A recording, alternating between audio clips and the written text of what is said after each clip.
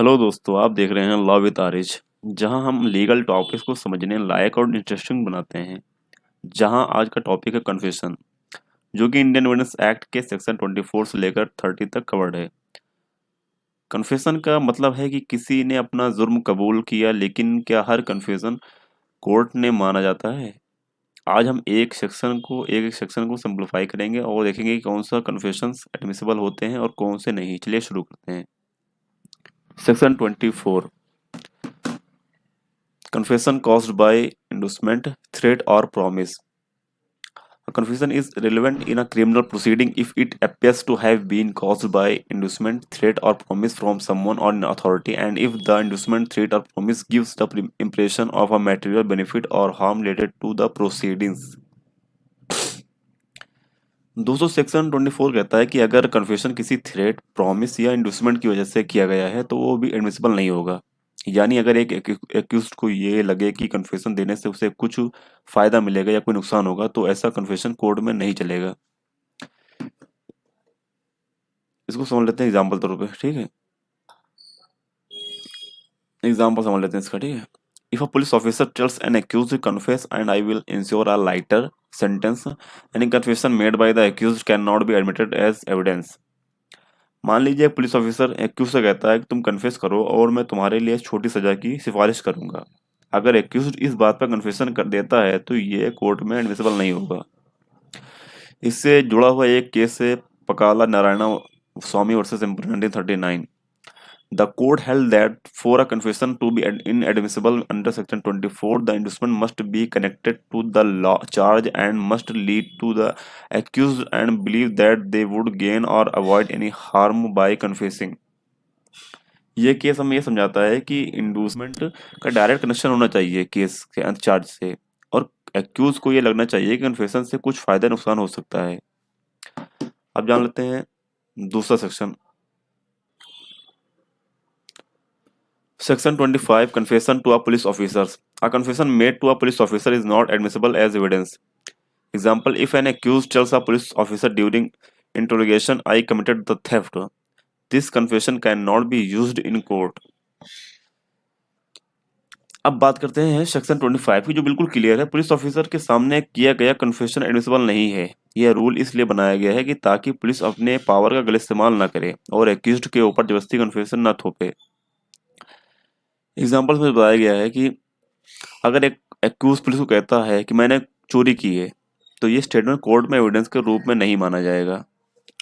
इससे जुड़ा हुआ एक केस है state of UP versus Deoman Upadhyaya 1960।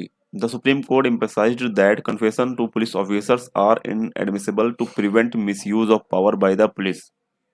इस केस में सुप्रीम कोर्ट ने एम्फसाइज किया कि सेक्शन 25 का पर्पस पुलिस की पावर का मिसयूज को रोकना है। अब जान लेते हैं सेक्शन 26 के बारे में। Confession in police custody. A confession made while in police custody is not admissible unless made in the presence of a magistrate. आगे बढ़ते हैं सेक्शन 26 पर, जो पुलिस कस्टडी में दिए गए सेक्शन कन्फेशन के बारे में है। ये सेक्शन कहता है कि अगर कन्फेशन पुलिस कस्टडी में दिया गया है तो ये एडमिसिबल नहीं होगा जब तक ये कन्फेशन एक मजिस्ट्रेट के सामने ना हो। एग्जाम्पल देख लीजिए, if an accuse confess to a crime while detained at a police station, this statement is inadmissible unless recorded by a magistrate.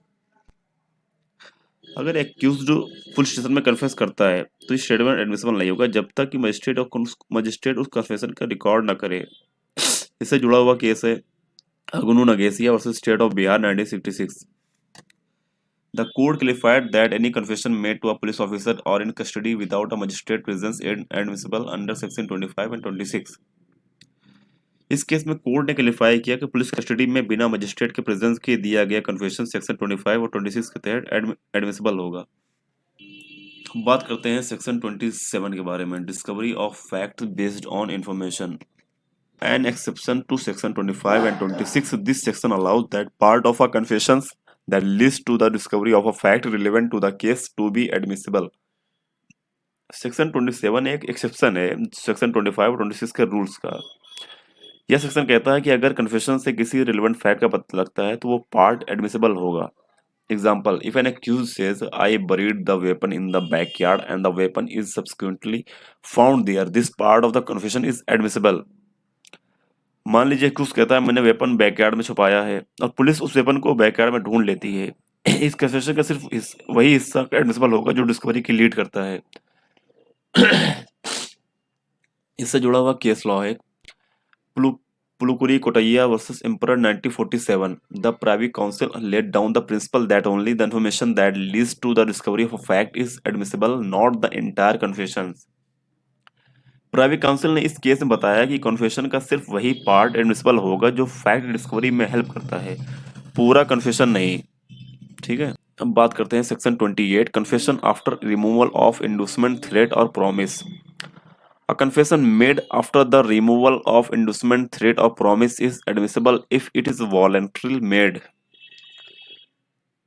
Section 28 कहता है कि अगर इंडूसमेंट, थ्रेट या प्रॉमिस को कंप्लीटली रिमूव कर दिया जाए और कन्फेशन वॉलंटरी किया जाए तो वो एडमिसिबल होगा। एग्जाम्पल समझ लीजिए इसका, if a police officer initially threatens an accused but later ensure no coercion and the accused voluntarily confess, the confession is admissible. अगर एक पुलिस इनिशियली एक्यूज को धमकाती है लेकिन बाद में बिना किसी प्रेशर के एक्यूज कन्फेस करता है तो यह कन्फेशन एडमिसिबल होगा। एक केस मान लीजिए इससे, Inder Singh versus state of Punjab 1978, the court held that once the influence of inducement और threat is proven to be removed, a subsequent confession may be considered voluntary and admissible. Court ने कहा कि अगर ये प्रूव हो जाए कि इंडूसमेंट या थ्रेट कंप्लीटली खत्म हो गया था तो कन्फेशन वॉलंटरी माना जाएगा। अब जान लेते हैं section 29, confession not invalidated by the टेलिटीज। A confession is not rendered inadmissible merely because it was made under a promise of secrecy or in ignorance of the law or during a private conversation. Section 29 कहता है कि अगर confession voluntary दिया गया हो तो वो किसी भी टेक्निकली की वजह से एडमिसिबल नहीं होगा। यह सेक्शन एम्फसाइज करता है कि कन्फेशन की वॉलंटरीज पर। एग्जाम्पल, अगर if an accused confess during a casual conversation unaware that it could be used against them, the confession remains admissible. अगर एक्यूज एक प्राइवेट कन्वर्सेशन में कन्फेस करता है बिना ये समझे कि ये स्टेटमेंट उसके खिलाफ वो यूज हो सकती है तो भी ये कन्फेशन एडमिसिबल होगा। Case law, Kashmira Singh versus state of Madhya Pradesh 1952। इसके तो बताया गया the supreme Court noted that the voluntariness of the confession is the key factor regardless of surrounding circumstances like ignorance of its legal implications. इसके तहत supreme court ने कहा कि confession की वॉलंटरीज मैटर करती है ना कि उसके आपस के सर्कमस्टेंसेस। अब जान लेते हैं सेक्शन 30, कन्फेशन ऑफ अ को accused. When two or more persons are tried jointly for the same offense and one of them makes a confession implicating themselves and others, the court can consider this confession against the others as corroborative evidence. Section 30 joint trials के लिए important है। ये section कहता है कि अगर एक accused confess करता है जो दूसरे एक्यूज को बिना इम्प्लीकेट करता है तो यह कन्फेशन कोरबेटिव एविडेंस के रूप में यूज किया जा सकता है। If A and B are jointly tried and a confess implicating both, the court can use as confession to support evidence against B. ए और बी एक जुर्म के लिए जॉइंटली ट्रायल में हैं। अगर ए कन्फेस करता है और बी को भी इम्प्लीकेट करता है तो यह कन्फेशन बी के अगेंस्ट कोरबेटिव एविडेंस के रूप में यूज होगा।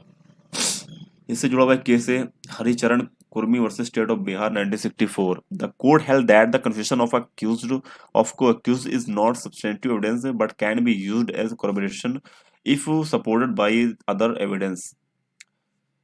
इस केस में कोर्ट ने क्लेरिफाई किया कि को एक्यूज को कन्फेशन सब्सटेंटिव एविडेंस नहीं है लेकिन वो अगर वो किसी और एविडेंस को सपोर्ट करता है तो वो एडमिसिबल है।